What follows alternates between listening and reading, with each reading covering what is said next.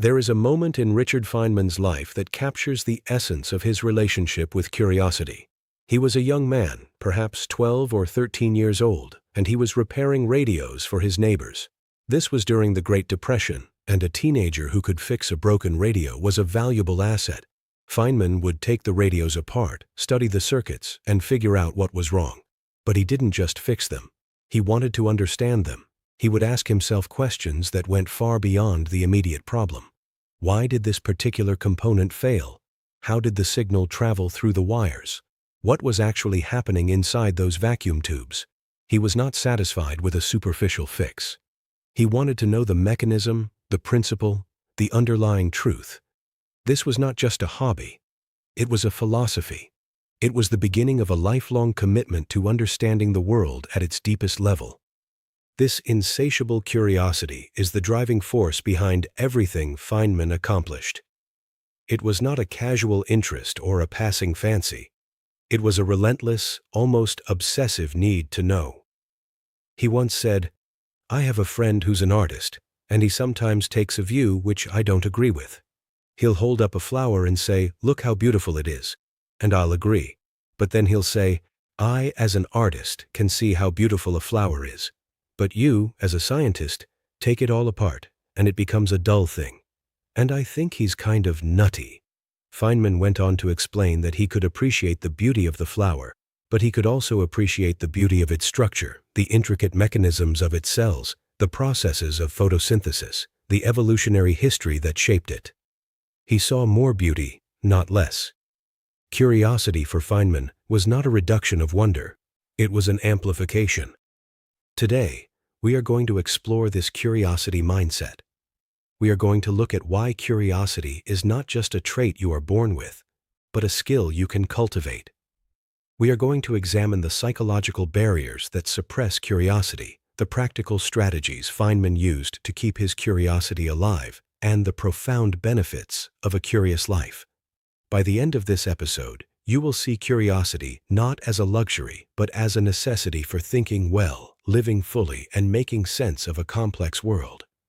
Let us begin by understanding what curiosity really is. Curiosity is the desire to know, to understand, to explore. It is the opposite of complacency. It is the engine of learning. It is what drives us to ask questions, to seek answers, to push the boundaries of our knowledge. Psychologists distinguish between two types of curiosity. The first is epistemic curiosity, the desire to acquire knowledge and understanding for its own sake. This is the kind of curiosity that drives scientists, artists, and philosophers. It is a deep, intrinsic motivation to make sense of the world. The second is diversive curiosity, the desire for novelty and stimulation. This is the kind of curiosity that makes you scroll through social media, click on clickbait headlines, or watch cat videos.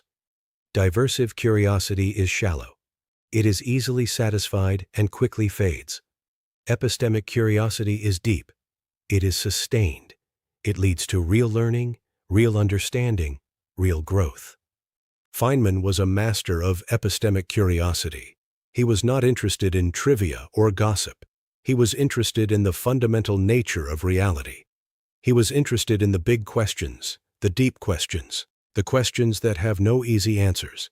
So how can you cultivate epistemic curiosity? The first step is to give yourself permission to be curious. This sounds simple, but it is surprisingly difficult. We are conditioned from a young age to be efficient, to be productive, to get things done. Curiosity is often seen as a distraction, a waste of time. Feynman rejected this view. He believed that curiosity was the most productive thing you could do. He would spend hours watching ants in his backyard, following their trails, designing experiments to see how they communicate. Was this going to win him a Nobel Prize? No. But it trained his mind to observe, to hypothesize, and to question. It kept his curiosity muscle strong. You can do the same. Give yourself permission to follow your curiosity, even when it seems useless. Follow the question that intrigues you. Spend time exploring ideas that have no obvious payoff. This is not wasted time. It is investment in your own intellectual vitality. The second step is to cultivate a beginner's mind. This is the Zen concept of Shoshin, which means approaching every situation with openness, eagerness, and a lack of preconceptions. When you have a beginner's mind, you see the world with fresh eyes. You are not weighed down by assumptions. You are not blinded by expertise. You are able to see what is actually there rather than what you expect to see. Feynman cultivated this mindset deliberately. He would approach problems as if he were seeing them for the first time. He would ask questions that everyone else had stopped asking. He would challenge assumptions that everyone else had accepted. You can do the same. When you encounter a familiar situation, ask yourself, what if I were seeing this for the first time? What would I notice? What would I question? This practice keeps your mind flexible and open. The third step is to ask why relentlessly. Children are natural questioners. They ask why constantly. But as we grow older, we stop asking. We accept the world as it is. We take things for granted. Feynman never stopped asking why. He would dig deeper and deeper past the surface-level explanations, past the convenient answers, until he reached the fundamental principles. This is the practice of the 5 whys, which we discussed in an earlier episode. When you encounter a problem, ask why 5 times. Each why takes you one level deeper, revealing the underlying causes that are not immediately obvious. This practice transforms superficial understanding into deep understanding. It transforms a passive acceptance of the world into an active engagement with it. The fourth step is to embrace uncertainty. Curiosity is the willingness to not know. It is the comfort with ambiguity. Feynman was famous for saying, "I don't know." He wasn't embarrassed by it. He saw it as an honest assessment of his own knowledge. He understood that the pursuit of knowledge is a journey, not a destination. There will always be questions that cannot be answered, mysteries that cannot be solved. The curious person embraces this. They are not threatened by uncertainty. They are motivated by it. You can cultivate this mindset by practicing intellectual humility. When you don't know something, say so. When you are unsure, admit it. This is not a sign of weakness. It is a sign of strength. It is the strength to be honest with yourself and to remain open to learning. The fifth step is to connect your interests. Feynman was a master of connecting disparate fields. He saw connections between physics and art, between science and music, between mathematics and biology. This cross-pollination of ideas is a powerful engine of curiosity. When you connect one interest to another, you see new questions, new possibilities, new insights. You can cultivate this practice by asking yourself, how does this relate to what I already know? And what does this remind me of? And what would this look like from another perspective? These questions build bridges between different areas of knowledge, creating a rich, interconnected web of understanding. The sixth step is to follow your questions wherever they lead. Feynman was notorious for this. He would start with a simple question and follow it down a rabbit hole, regardless of where it took him. This is how he discovered new physics. He didn't start with a grand theory. He started with a curiosity about a specific phenomenon. He followed the question and let it lead him to unexpected places. You can do the same. When you are curious about something, follow that curiosity. Read a book, take a class, talk to an expert, conduct a small experiment. Don't worry about whether it is useful or practical. Follow the question for its own sake. This practice will not only deepen your understanding, it will also make your life richer and more interesting.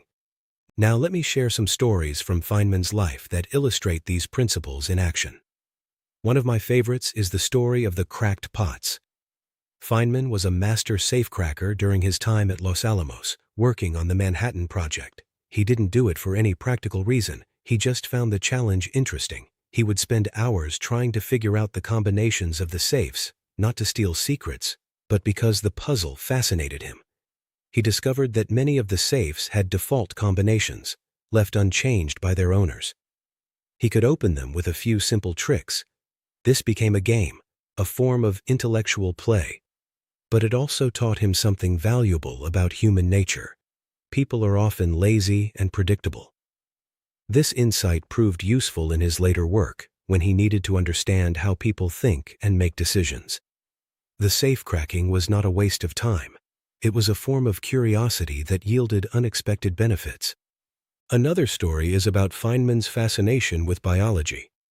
In the 1950s, he became interested in how cells divide. He knew nothing about biology, but he was curious. He went to a laboratory and asked if he could work there. He was given a simple task: observing how bacteria move. He spent hours at the microscope, watching the bacteria, trying to understand their behavior. He didn't make any major discoveries in biology, but he did learn something important: the value of careful observation. He learned to see things that others had missed. This skill would serve him well in physics, where many of his breakthroughs came from simply looking at problems in a new way. There is also the story of Feynman's interest in art. In his later years, he took up drawing and painting. He was not a great artist, but he was a curious one. He would study the masters, analyze their techniques, and try to understand what made their work beautiful. He even wrote a book about it, The Pleasure of Finding Things Out. He discovered that art and science are not opposites. They are different ways of seeing the world. Both require observation, creativity, and a willingness to explore the unknown. This connection enriched his life and his work. Now, let us consider the benefits of a curious life. The first benefit is intellectual growth. Curiosity is the engine of learning. Without it, we stop growing. We stagnate. We become stuck in our ways. With it, we are constantly expanding our knowledge, refining our understanding, and discovering new possibilities. The second benefit is resilience. Curious people are better equipped to handle uncertainty and change. They see challenges as opportunities to learn, not as threats. They are more adaptable, more flexible, more open to new experiences. The third benefit is creativity. Curiosity is the fuel for creativity. It drives us to explore new ideas, to make new connections, to see the world in new ways. The fourth benefit is meaning. Curious people find more meaning in life because they are constantly engaged with the world. They are not passive observers, they are active participants. They find joy in discovery, satisfaction in understanding, and purpose in the pursuit of knowledge. Feynman once said, "I have no talent for making things simple. I only have a talent for being interested." This is a profound admission. He didn't see himself as a genius. He saw himself as someone who was deeply, relentlessly, and joyfully interested. This interest was the source of all his achievements. It was the engine of his creativity, the foundation of his understanding, and the key to his happiness. And this is the most important lesson of all. You don't need to be a genius to think like Feynman. You just need to be curious. You need to be willing to ask questions, to explore the unknown, to embrace uncertainty. You need to be willing to follow your curiosity wherever it leads. So let me give you a practical challenge. For the next 30 days, I want you to practice curiosity. Pick one thing every day that you are curious about. It can be anything: a scientific concept, a historical event, a piece of art, a philosophical question, a personal habit. Spend 15 minutes exploring it. Read about it. Think about it. Ask questions about it. Write down what you discover. At the end of the 30 days, you will have a rich collection of knowledge, a deeper understanding of the world, and a new habit of curiosity that will serve you for the rest of your life. But more than that, you will have begun to cultivate the Feynman mind. You will have begun to see the world not as a collection of boring, familiar objects, but as an infinite playground of discovery. You will have begun to ask the questions that matter, to seek the answers that satisfy, to live a life of intellectual adventure. This is the gift of curiosity, and it is a gift that you can give to yourself. Feynman once said, "I was born not knowing and have had only a little time to change that here and there." This is the humblest and most beautiful statement from one of the greatest minds of the 20th century. He started where we all start, not knowing. The only difference was that he never stopped trying to change that, and he enjoyed every moment of it. He felt the pleasure of finding things out, and that pleasure is available to every single one of us. You don't need to be a physicist. You don't need to win a Nobel Prize. You just need to be curious. You just need to be willing to ask the question. And you just need to be willing to follow it where it leads. Stay curious, keep asking, and never stop exploring. Until next time, remember, the most important thing is not the answer, it is the question. And the most important question is always, why?